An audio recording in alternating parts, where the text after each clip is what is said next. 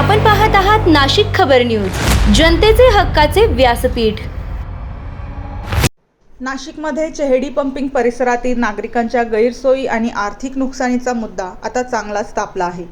प्रभाग क्रमांक 19 मध्ये विश्वराज एन्व्हायरमेंटल लिमिटेड या मक्तेदारामार्फत सुरू असलेल्या खोदकामामुळे स्थानिक नागरिकांना मोठ्या अडचणींचा सामना करावा लागत असल्याचा आरोप नगरसेविका सौ भारती अंबादास ताजनपुरे यांनी केला आहे।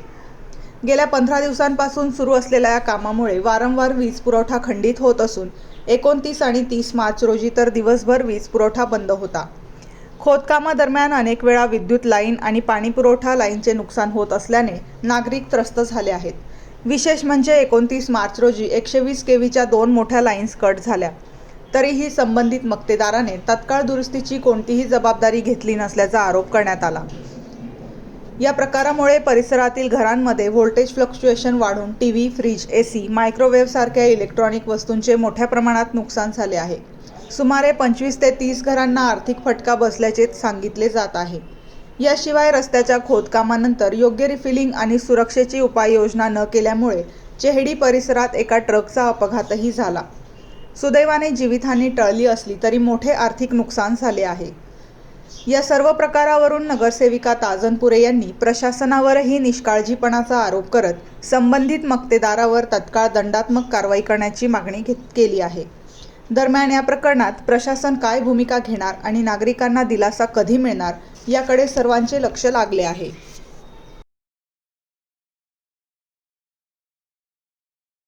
नाशिक महानगरपालिकेतर्फे प्रभाग क्रमांक 19 मध्ये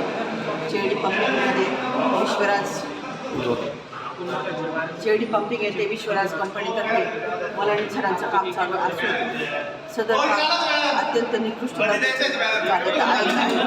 परंतु नागरिकांना एवढा त्याचा त्रास आहे तर एक ते 2 महिन्यापासून या भागात लाईटचा पावर कमी झालेला आहे। ती लाईट होते, त्यात जाते, त्यात येते, दिवसातून 4-4 वेळेस लाईट जाते। आम्ही MSCBला फोन करतो, MSCBवाले बिचारे येतात, फ्यूज टाकतात, किट भरतात आणि परत जातात। दिवसातून हे 4-4 वेळेस होतं। परंतु गेल्या 2 दिवसापासून 29-30 तारखेला दिवस आणि रात्रभर आमच्या भागात कुठल्याही प्रकारची लाईट नव्हती आणि MSCBचे लोक उपाशी तापाशी दिवसभर गणगण फिरत होते।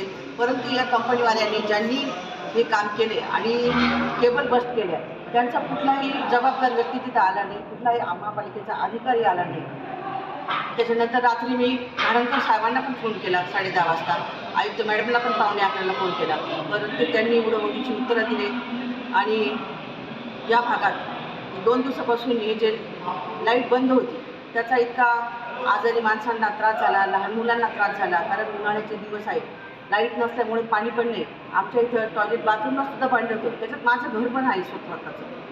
आणि जवळजवळ 50 घरांच्या या लाईटच्या कमी जास्त पावरमुळं 50 लोकांच्या टीव्ही गेल्या, फ्रीज गेले, AC उडाले। एक बिचारा सर्व्हिस स्टेशनवाला गरीब बिचारा कोण बोलतो, त्याच्या घरात लहान लहान मुले, त्याचं मशीन पण खराब झाले। त्याचबरोबर या खड्डे यांनी जे केले त्या खड्ड्यांमध्ये 10-15 ट्रक या फसल्या आणि प्रत्येकाचं जवळजवळ 50 ते 1 लाखापर्यंतचं नुकसान झालेलं आहे। सभामध्ये आपण काय विषय मांडला आणि तुमच्यावर कारवाई करण्याचं त्यांनी हे का महासभेत आजची जी महासभा बजेटची आहे, बजेटची जरी असली तरी बाकी विषयावर आता हा अत्यंत गंभीर प्रश्न आहे आणि ह्या गंभीर प्रश्नावर मी लक्षवेधीचं पत्र दिलं होतं।